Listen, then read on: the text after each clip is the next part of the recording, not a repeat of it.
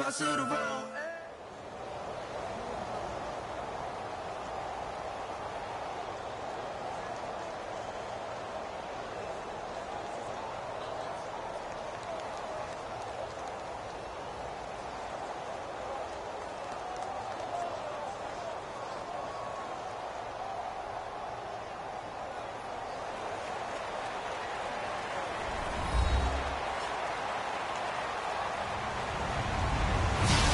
Everybody, I'm Larry Ridley, and this is the NFL on EA Sports.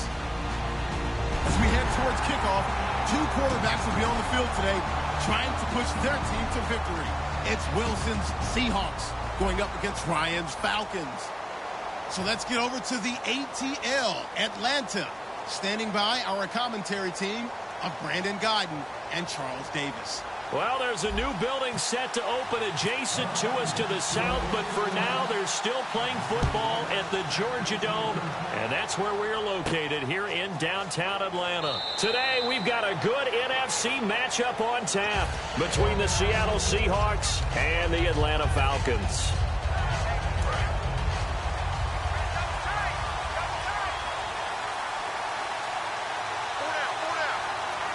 Rawls, the lone man in the backfield. Now a play fake here on first down. And he hits Jermaine Kearse. 19 yards right off the bat, and a quick first down. And another thing that makes a comeback route really effective is that oftentimes after you've made the initial move, receivers breaking away from the defensive back, and that makes it a really tough play to defend. A nice chunk of yardage picked up there. They go play action here on first down. And it pops free. The collision there jarred the ball loose and brings up second down. And here's the offense today that hopes to get off to a strong start. So they're still at the original line of scrimmage here. Second down and 10.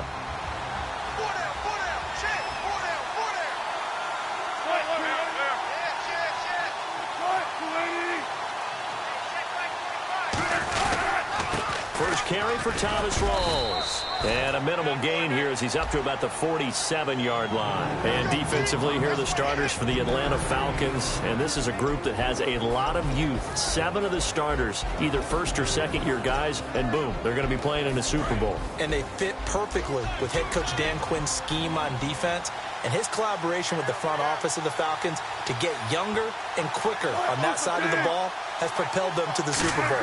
Think about Vic Beasley leading the league in sacks at outside linebacker. Looking for Baldwin, intercepted.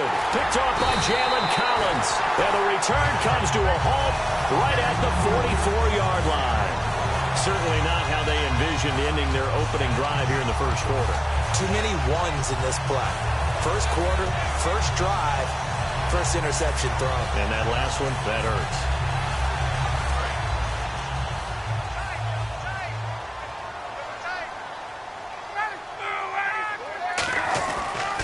They'll run for the first time with Devontae Freeman. With the way Matt Ryan was throwing it against the Packers, they didn't really need Devontae Freeman's legs on the ground. 14 carries.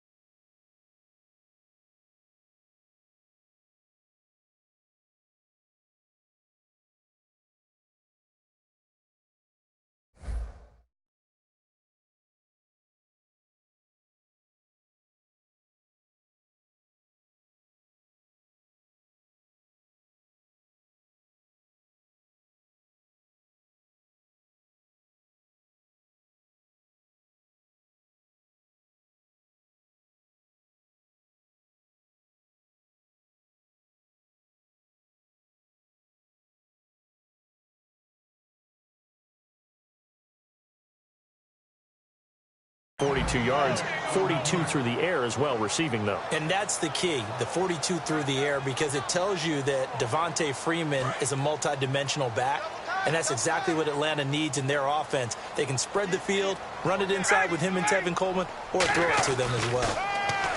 Here's Ryan, and this one complete to Levine Toilolo. 17 yards on the pickup there, and the drive will continue. And there's another completion to the tight end. And let's face it, it is hard to overthrow a 6'6" target. It is indeed. Quarterbacks like their speed guys. They like that huge 6'6" target that they've got in him. They really do, and it reminds me of what one great tight end told me once. He had told his quarterback, just make sure you throw it up there, you know, kind of like put up on the top shelf where the kids can't get it. And Jones has it over the middle. Well, there's no doubt in my mind, partner, that he's one of the best receivers in the league, if not the best. And the argument's going to be short. It's a small sample. Julio Jones right there at the top because of his ability to do everything. Catch it, run it, his strength running patterns. How about the way he knocks people off of routes and continues them and finishes in the end zone? He did all of that against Green Bay. A beautiful toe tap in the end zone for 1 touchdown. And then stiff-arming tacklers down the sideline. At 73 yards to the house, he was something. And it's interesting you mentioned the toe tap. That people thought maybe his effectiveness would be limited because of a toe injury. We saw no ill effects against Green Bay in the NFC Championship game. On second down, here's Ryan. That's caught at the 1. 9 yards on the play there, and it sets him up first and goal. That was a nicely run slant route, and what the receiver's trying to do is make the defender think he's going upfield for a deeper route, and then breaks it off, usually after about 3 to 4 steps, and cuts towards the middle of the field. And now what he's trying to do is use his body to keep the defender away from the football and give the quarterback a really nice target. A fresh set of downs, and they're at the 1. And he will take it in for a Falcon touchdown. Devontae Freeman taking it in. And the Falcons have taken the early lead. Solid job up front. Really just a solid job all the way around to get that one in. Yeah, that was well executed, wasn't it? Well blocked, well run. End result, 6 points. Touchdown. Yeah, after the touchdown, here's Bryant now to kick it away. That'll be taken in the end zone. And no run back here. This will be a touchback, and it comes out to the 25-yard line. And Seattle now ready to march out of the field. And following the interception, we'll see what they can put together on this drive. I can hear my old college coach right now. He always used to tell us before every game, the team making the fewest mistakes will win. What they're hoping is that last mistake is their only one of the game. Coaches, that's all they talk about, turnovers, right? Minimizing those and maximizing opportunities. And the grab made by Doug Baldwin. Well, partner, tough loss for the Seattle Seahawks on the road at Atlanta in the playoffs. But Doug Baldwin, you know he's always going to compete. 5 catches, 80 yards, and a touchdown. Try to keep them in the game. Earlier, you were talking about the offense running through Russell Wilson. Doug Baldwin and the wideouts, how do you see that going forward for Seattle? Well, I think that they are well-equipped there. They have to get Tyler Lockett back. He was injured late in the season. But Baldwin is a top-level receiver, finally getting the respect that he deserves. Jermaine Kearse is still around. Obviously, Paul Richardson came on late in the season. They have plenty of targets out there. They may go for one later in the draft, but I don't think it's a priority. They'll throw on first down with Wilson. And Graham's got it over the middle. And inside the 20 before he's brought down. You know, Charles, for Graham, so much concern early in the season about whether he'd be ready to play this year, what would happen recovering from the tendon. Not only was he ready, he played every game this season for Seattle. And it wasn't just the injury concern with Jimmy Graham. It's how Seattle runs their offense. Remember, when he was in New Orleans, he could expect a ton of passes to come his way. But in Seattle, that number was going to be reduced. Would he be able to maximize what they were going to throw in his direction? And he certainly did this year, 65 catches. 65 catches, just shy of 1,000 yards, 6 touchdowns, too. They come out here in the eye. And he will take this one in for the Seattle touchdown. Russell Wilson taking it in. And the Seahawks just an extra point away from tying this thing up. It's good, and we're all tied at 7 apiece. So a tie ball game here as the kick's away. That's fielded in the end zone. And no run back here. This will be a touchback, and it comes out to the 25-yard line. And the gears will shift here as Atlanta will take over on offense. And speaking of gear shifting, a new change in Atlanta. They're going into a new stadium next year. But what a way to say goodbye to the Georgia Dome, huh? They closed out in the style that they wanted to, and the way that they played throughout the 2016 season. And I go back to when they opened it up in preseason, the first game ever in the Georgia Dome. They threw a bomb on their first series for a touchdown. They felt the exact same way against Green Bay in the NFC Championship game. It opened in 92, and you're right. It finishes in dramatic fashion.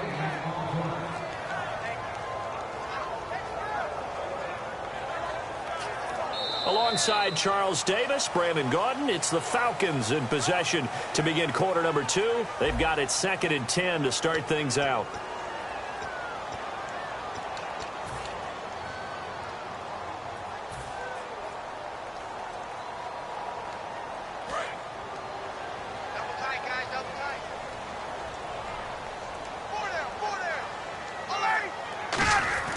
On 2nd down, Ryan. Quick throw that's complete on the inside slant. And they get him down, but not before he takes it across the 40-yard line. Quick pass play there on the slant, Charles. Works out well for the offense. The offense loves it. The defender hates it. Hard to get through the body of the receiver to get to the football trying to cover a slant. And on the outside, they're playing press coverage.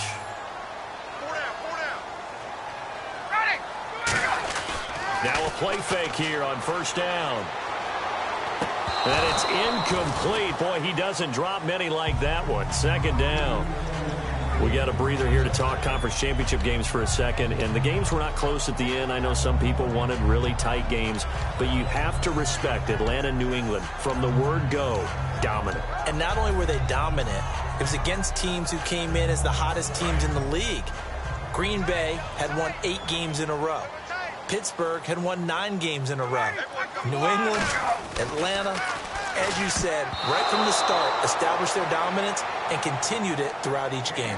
Oh, man, that was close. The opportunity to change momentum, big play, right in his hands, unable to come down with it. A sigh of relief, no doubt, on offense that fell harmlessly to the ground. And the Seahawks add a couple of extra DBs going with the dime look here. Indeed, 6 on the field. They'll set up the screen for Freeman. And he's taken down, but not before he gets this into enemy territory across the 40. Let's give a little credit there. The offensive play caller sensed that the screen pass was available. Whenever you're getting a lot of heavy pressure towards your quarterback, that's when you're thinking about running the screen and using that pressure against the defense. And it worked very well there for a 1st down. Throwing now, Ryan on 1st down. Getting it out left side to Sanu. A first Sanu, 4 seasons in Cincinnati where he never won a playoff game. Now in Atlanta, off to the Super Bowl. It's a nice change for him, isn't it? And it's the one that every player is looking for when they change franchises. And for him to do that his first year in Atlanta, but he also brings a lot of life out wide as a receiver. And then how about when he does the changeup as a wildcat quarterback and can carry it inside? Yeah, just an extra component to an already powerful Atlanta offense. And brought down, but not before they get it inside the 10 to the 7. What a catch, and one-handed, and I'm starting to lose my awe about the play, and maybe I shouldn't. How much of this is the player? How much of it is the glove? Well, those gloves, they do have a little grip to them, They get that little extra tackiness to them now, and I know the guys in the NFL, the competition committee, some other places, they're talking about examining those gloves to see if they're having too much of an effect on the game.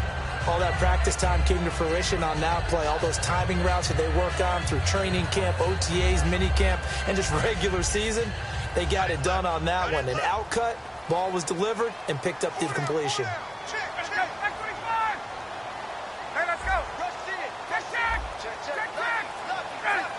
Second and goal. Defense digging in again here. And he gets halfway home from the 4 down to the 2-yard line. The line of scrimmage is the 2 here on 3rd and goal.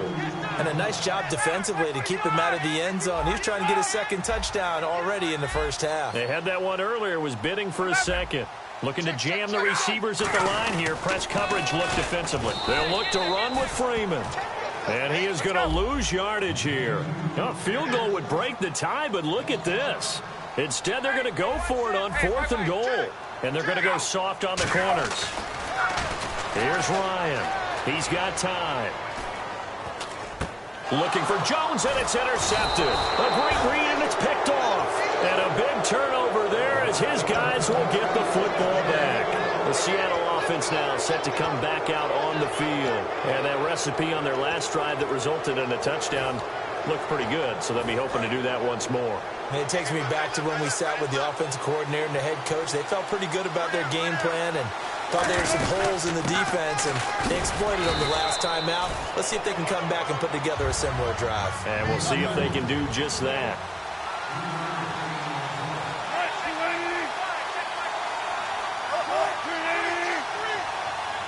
So with that, we come upon the 2-minute warning here on the NFL on EA Sports.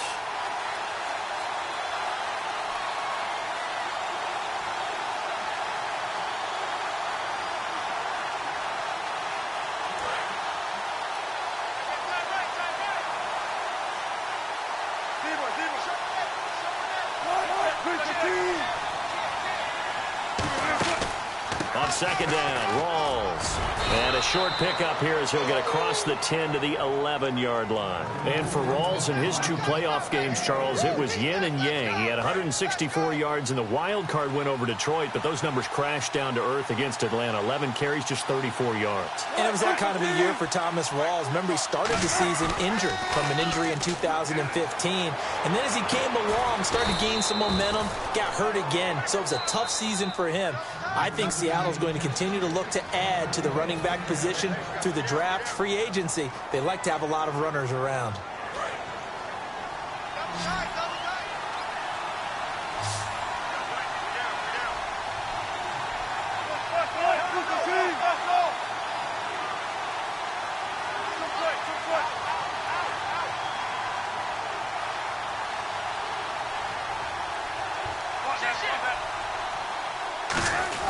They go play action here on first down. He couldn't quite hold it. Got hit. Ball pops out. Incomplete. Brandon, one thing we run into in sports all the time is people discussing whether teams achieved all that they can achieve. And for the Atlanta Falcons in recent years, I think a lot of people thought they were underachievers. They erased that with this year's playoff run to the Super Bowl. Last year had the hot start to the season, petered out, and just when they've been able to get to the playoffs, haven't been able to get over that proverbial hump. I think they're over that hump. Yeah, I think in this recent run, and this is what I'm talking about maybe since about 2005 or so, they did have one NFC Championship game appearance against San Francisco, but many thought they should have won that one. Now they're on to the Super Bowl in 2017.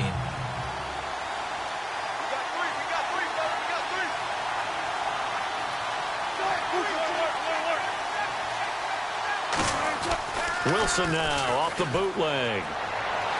He finds his man, Baldwin. And the play goes for 19 yards, gives him a new set of downs. I don't care how many times you tell the story, it never loses its luster for me. Doug Baldwin, undrafted out of Stanford, and plays like a #1 receiver should in the NFL. I don't care how you cover him. I don't care that his size isn't great. He's the one that typically comes up with the football. Absolutely. His roots go all the way back to Gulf Breeze, Florida, where he's from, right on the water near Pensacola, and then, of course, to Stanford, and, boy, he's been good.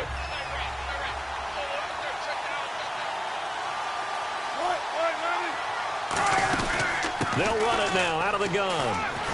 And he's able to get this one down to the 40-yard line. A nice pickup there of 11 yards, and it'll move the sticks. And they're going to hurry back to the line now. How many times do we say in this game that speed kills, and it does it in so many different ways? In this case, you got a back who's quick and shifty, can make moves, make people miss, but also gets to and through a hole before it can close down. That's some of the benefits of that speed, not just outrunning people in the secondary. And that led to a really nice game.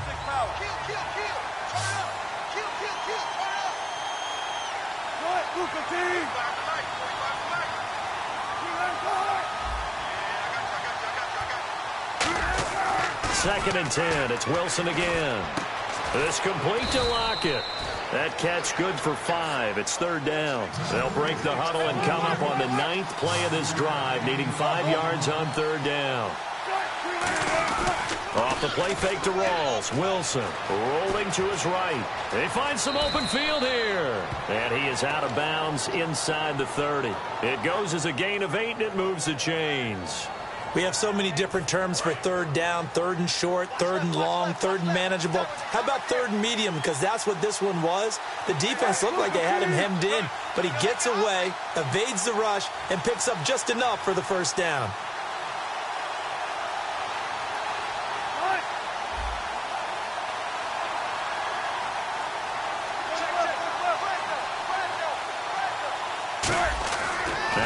On first down. His throw incomplete. Tyler Lockett was the target there. That'll bring up second down.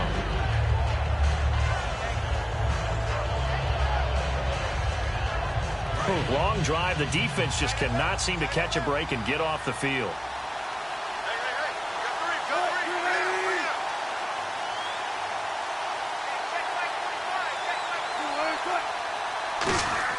Again on 2nd and 10, it's Wilson. Toward the center of the field, but it's incomplete. Marcel Reese is fullback, the intended target, and it's third down. It's a tried-and-true formula, and I don't think it'll change for as long as we play football. If someone's trying to throw the ball, and you can put pressure on them and make it tough, that's only going to help your defense. Yeah, he's since being hurried. He got rid of it before taking the hit, but incomplete. Now hold everything here. We're going to get a timeout by the offense. So that means they're down to 1 remaining here as we head toward halftime. So Wilson will head to the sideline, and on comes Stephen Hauschka for the field goal. From the left hash, it's a 36-yard attempt. And Hauschka's kick is good. And they take the lead here now at 10-7. So they kick it through to take the lead. There is a little bit of time left, though, here in the second quarter. And while they're concerned about not giving up a big return or giving up points themselves going into the half, how good do they feel, though, putting points on the board themselves right near the end of the first half? Matt Ryan was incredible against Green Bay, wasn't he? You talk about locked in, throwing the football. Just absolutely incredible. 4 touchdown passes and ran one in. And that put him in some pretty good company there. Some other guys have done the NFL playoffs. Aaron Rodgers, Peyton Manning, and then there's another one who's done it. Who's that? Tobin Rote, 1957, Detroit Lions. Yeah, so those guys, the only 4 with 4 touchdown passes and a touchdown run in the playoffs. Trying to shake off the interception from the last drive. He'll look to throw. The Pro Bowl wideout Julio Jones, his intended receiver. And now it's second down. Anytime a ball's thrown in the middle of the field that's popped up in the air, I expect someone to catch. It doesn't matter whether it's offense or defense, because there's usually a great amount of bodies in that part of the field. In this case, no one came up with it. 2nd and 10. It's Ryan again. They'll set up the screen for Freeman. And he'll be out of bounds across the 30-yard line.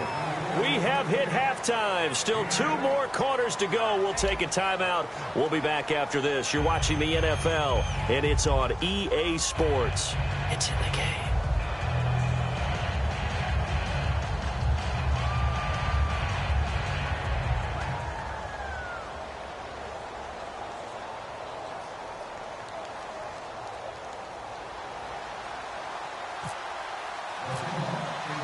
So both teams have their marching orders, and we'll get going again here in quarter number 3.